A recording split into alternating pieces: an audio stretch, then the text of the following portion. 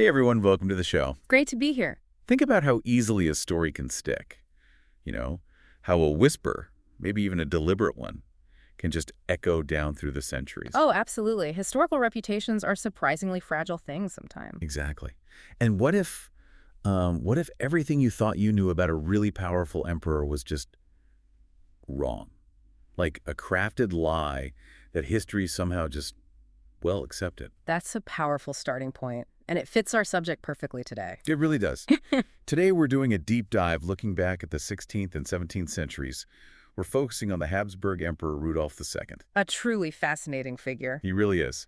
So if you enjoy challenging those dusty old historical narratives, digging into the evidence, make sure to like and subscribe. We do explorations like this regularly. And it's fascinating how these narratives, especially the negative ones, can become so dominant. Yeah. For Rudolf II, the story for so long has been, well, frankly, that he was odd. Incompetent, even. Right. That's the image I think most people have, if they know him at all. Yeah, descriptions like unstable, enigmatic, sometimes even mad. You hear about him hiding away in Prague Castle, obsessed with art and alchemy, neglecting his empire. The strangeling in the imperial castle, wasn't that one phrase used? That's one of them, yes. And things like being indecisive about marriage, prioritizing his collections over politics, being perverse, depraved. It gets quite extreme. Wow. And this wasn't just, like, gossip. It made its way into serious accounts. Oh, definitely. Even respected literary figures like Franz Grillparzer in the 19th century wrote plays depicting his downfall as a result of this supposed instability, this retreat into astrology, because he feared the coming conflicts like the 30 Years' War. So that view, the erratic and incompetent ruler, it really dominated for a long time. It really did, both in popular history and for a good chunk of the 20th century, even in scholarly work. It creates this stark contrast, this legend, the mad emperor versus the great Renaissance patron, the Maecenas. It's almost too neat, isn't it? Like a caricature. Precisely. And some historians, like Thomas DaCosta Kaufmann, whose book Rudolf II, we're drawing on link in the description, by the way, argue he's been treated unfairly compared to, say, other Habsburgs like Philip II of Spain, that Rudolf might be a victim of a kind of black legend. A black legend that implies it was deliberate, right? Not just accidental misunderstanding. So where did this really negative picture actually start? Well, Kaufmann's research points to some, let's say, interested parties. A lot of the really damaging accounts seem to come from people working for rulers who were, frankly, antagonistic to the Habsburgs. Oh, okay. Politics. Always politics. Think about figures like Lisieux and Barclay. They worked for King James I of England. And England wasn't exactly friendly with the Habsburgs then? Not at all. James was wary of Habsburg power, allied with the Dutch rebels fighting against Spain. So painting the Holy Roman Emperor as unstable, that served a purpose. Undermines the enemy. Makes sense. And it didn't hurt the cause of Rudolph's own brother and rival, Archduke Matthias, who eventually pushed him aside. Slander against Rudolf would certainly appeal to Matthias's supporters. Right. It's like a multi-pronged attack on his reputation, coming from different angles but with similar goals. Exactly. It looks less like objective reporting and more like, well, propaganda. So Yeah. that really casts doubt on the foundations of this image. Now, what about the madness label itself? You mentioned it earlier. How does that hold up if we look closer, maybe with a more modern perspective? That's a crucial point. And Kaufmann brings up something really important here. Modern psychiatric ethics. You know, the Goldwater rule. Vaguely, isn't it, about not diagnosing public figures from afar? Precisely. Psychiatrists generally agree it's unethical and, frankly, unscientific to diagnose someone you haven't personally examined. And Rudolf II died over 400 years ago. Yeah, armchair psychology across 4 centuries seems questionable. Highly questionable. So slapping a label like mad on him is just speculation, really. And then there's the term melancholy that was used at the time. Right. What did that actually mean back then? Because it sounds serious to us. It could mean serious, but it didn't always mean clinical depression or madness as we'd think of it. It could simply mean someone was maybe gloomy, serious, perhaps shy or introverted. Okay, so not necessarily a sign of complete breakdown. Not necessarily. In fact, one report described him as melancholic, yes, but also as someone who enjoyed hunting, ball games, riding horses, things he did for pleasure and health. The same report called him phlegmatic and meek and rather timid. Huh. That sounds much more like a personality type than outright insanity. Timid, maybe, but enjoying sports. Doesn't sound like someone completely detached. It gives a much more nuanced picture, doesn't it? Far from the raving lunatic caricature. Definitely. So if we push aside this mad recluse idea, what does the evidence actually show about Rudolf as a ruler? Was he competent? Was he engaged? The evidence points towards, yes, quite a bit of competence and engagement, actually. Kaufmann highlights his keen aesthetic judgment, which you see clearly in his art collecting and patronage. That requires discernment, a sharp mind. Okay, so appreciating art isn't proof of incompetence. Far from it. And the argument is he remained active and resourceful as a ruler almost until the very end of his life. His decisions weren't just random whims. You mean there was a logic to them? Yes, Kaufmann argues they followed a logic of reason of state, Staatsräson. Calculated political moves, not erratic impulses. Okay. What about his health? Was he often ill? Could that explain periods of inactivity? He certainly had periods of physical illness that's documented, but there's no solid proof of some major mental collapse around, say, 1600 that permanently changed his behavior or capacity. He seems to have bounced back from illnesses. So no definitive breakdown that derailed him permanently. The evidence doesn't really support that, and people who dealt with him later in his reign still noted his intelligence. Even a papal nuncio, the Pope's ambassador, who wasn't necessarily friendly, admitted in 1609 that Rudolf had a superior ingenio, like mental sharpness, compared to his rival Matthias. Wow, even his opponents acknowledged his intellect. And his curiosity. Johannes Kepler, the great astronomer who worked for him, compared Rudolf's understanding of new scientific ideas to Galileo's. That's high praise. It certainly is. So he wasn't just locked away, ignoring the world. The narrative of the total recluse seems exaggerated. He continued to hold audiences, he appeared in public, he fought to maintain his power and dignity right up to the end. Maybe his reluctance to grant access wasn't about hiding, but about being. Well, selective, shrewd even. Managing access is a form of power. That's a completely different interpretation, controlling who gets to see the emperor. Yeah. Yeah, that makes sense strategically. Okay, let's talk about the famous collections. The Kunstkammer, the paintings, often cited as proof he cared more for art than ruling. Was it just a personal obsession? Kaufmann argues strongly against that view. Collecting wasn't just some personal idiosyncrasy for Rudolf. It was deeply rooted in Habsburg family tradition. His ancestors collected too. Oh, yes. And it was also very much in line with what other princes across Europe were doing at the time. It was part of Renaissance princely culture, part of projecting power and sophistication. So having a great collection was kind of expected, a status symbol. Absolutely. A Kunstkammer, those cabinets of curiosities and extensive art collections were vital tools in diplomacy and politics. Think about gift-giving between rulers' art and precious objects were the currency. Representative imagery, portraits, allegories, these things carried real political weight. So the collection wasn't separate from politics, it was part of it. Exactly. His imperial Kunstkammer and his massive painting collection had real symbolic importance and practical importance too. And his interest in things we might call occult today, alchemy, astrology, natural magic, that was also pretty common for rulers back then. Why? What was the appeal? Power, knowledge. They were seen as ways to understand the secrets of nature, the cosmos, and potentially harness them. Control over nature, control over the world. It fit the imperial ideal. I see. And his collections reflected a wide reach, didn't they? Not just European art. Immense reach. Animals, plants, artifacts from the Americas, from Asia, from Africa, gathered through diplomacy, trade networks, sometimes even conflict. Rudolphine Prague was a surprisingly global place, and his collections reflected that imperial ambition. It sounds like these collections were meant to be a microcosm of the world, showcasing his knowledge and reach. Okay, so if collecting was a duty, what about the charge that he was just plain inactive, hiding away, not doing the day-to-day ruling? Well, the historical record throws up a lot of evidence against that, too. Right after becoming emperor, he held solemn funeral rites for his father, Maximilian II. Then he immediately went on these royal progresses. Reveling around. Yes, to key cities like Olomouc, Roka, Bautzen, Vienna. This was in 1576, 1577. These weren't just parades. They involved formal entries, processions, triumphal arches, a tradition the Habsburgs adapted from the Burgundians. He was there to receive homage, to confirm privileges, to basically consolidate his rule. So very visible, very active right at the start. And it continued. He participated in lots of tournaments. Prague, Augsburg, Regensburg throughout the 1570s, 80s, even into the 90s. Banquets, ceremonies for the Order of the Golden Fleece. These were major court events, quasi-sacral rituals sometimes, and he was there. There's even evidence of ballets and masquerades at court. Doesn't sound like someone locked in a room. Not at all. And here's a big one. Imperial diets. The big assemblies of the Holy Roman Empire. Right. How often did they meet under Rudolf? 3 times during his reign. Now, that might not sound like a lot, but it was more than his next 3 successors combined. Really? More than 3 emperors after him. Combined, yes.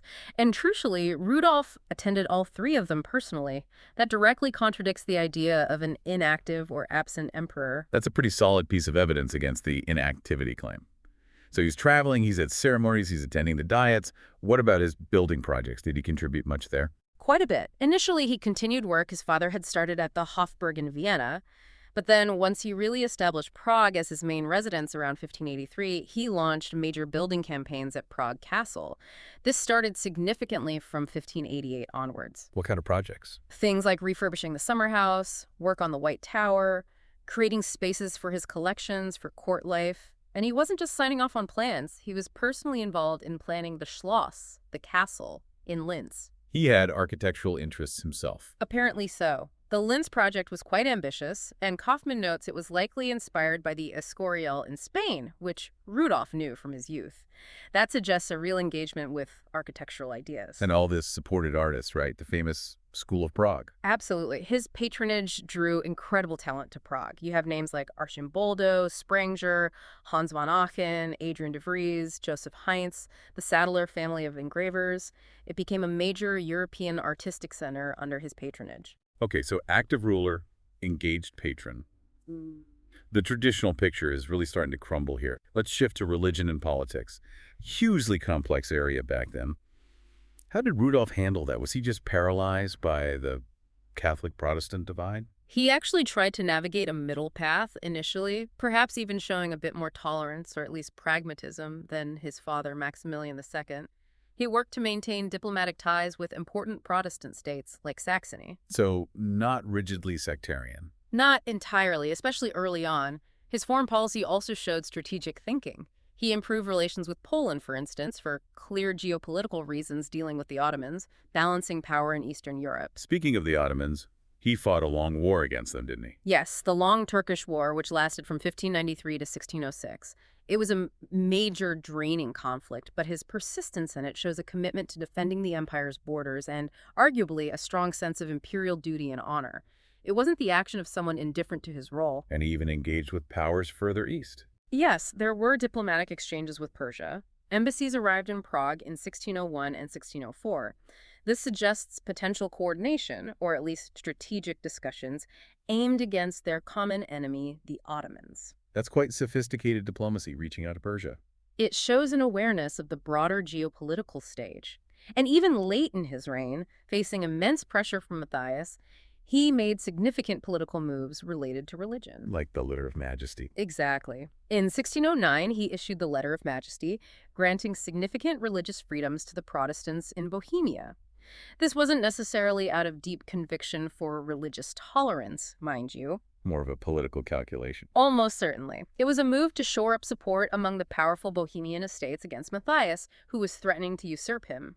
But it shows he was still capable of decisive political action, using religion as a tool. And he tried to assert his authority again after that. Yes, in 1610, he participated in a meeting of the Prince-Electors, the Kurfürstentag, held in Prague itself.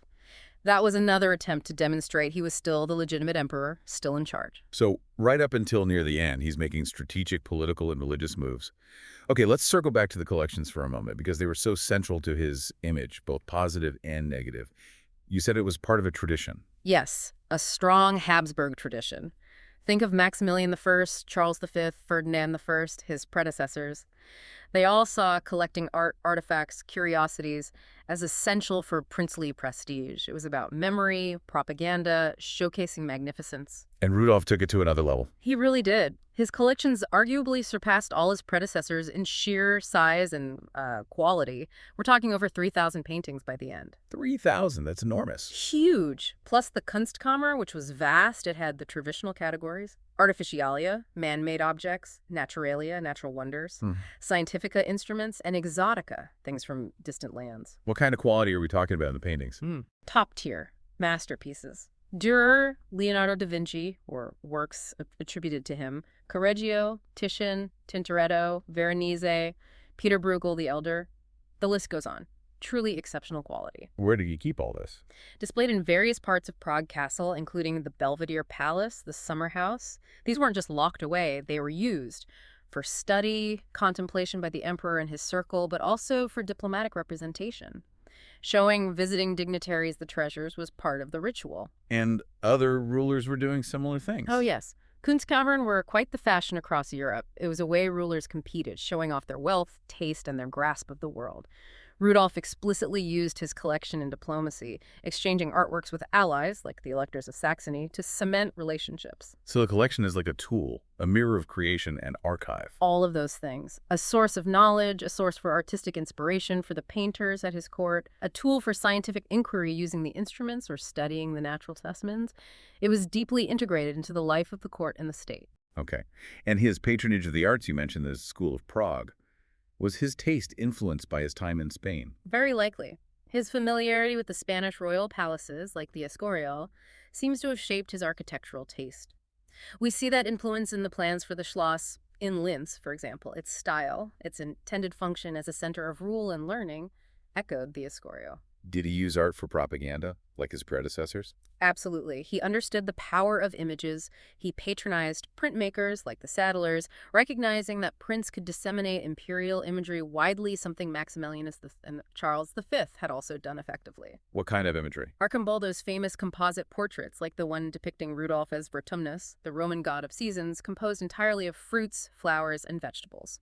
It's visually stunning, witty, but also a complex allegory of his rule over the natural world and the abundance of his empire. Right, I've seen those. They're unforgettable. Mm. Was his religious art different from, say, Philip II's in Spain? Yes, quite different.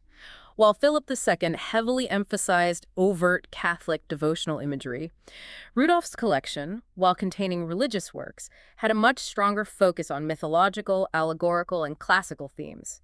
He even commissioned secular, sometimes quite sensual, works from artists known for religious painting. Sensual works, nudes, at the imperial court. Yes, his collection included numerous depictions of the nude. This wasn't necessarily scandalous, it reflected a common taste among Renaissance princes, influenced by Italian art, like Titian's Poesy for Philip II, or works by artists like Giulio Romano. These often had complex literary or allegorical meanings, sometimes incorporating wit and intellectual puzzles. So it wasn't just about titillation, there was an intellectual layer too. Often, yes. And overall, the emphasis in his collecting seems to have been strongly on artistic mastery, virtuosity, and quality above all else. Okay, moving from art to science. His interest in alchemy and astrology often gets highlighted as proof of his weirdness. Was that unusual for a ruler back then? Not at all, actually. It follows a long tradition. Rulers had been interested in various sciences, including astrology, forms of natural magic, medicine, astronomy, for centuries. It was part of seeking knowledge and power. His predecessors were into this stuff too. Yes, Ferdinand I, Maximilian II, they both patronized scientists and had interests that we might now label as occult.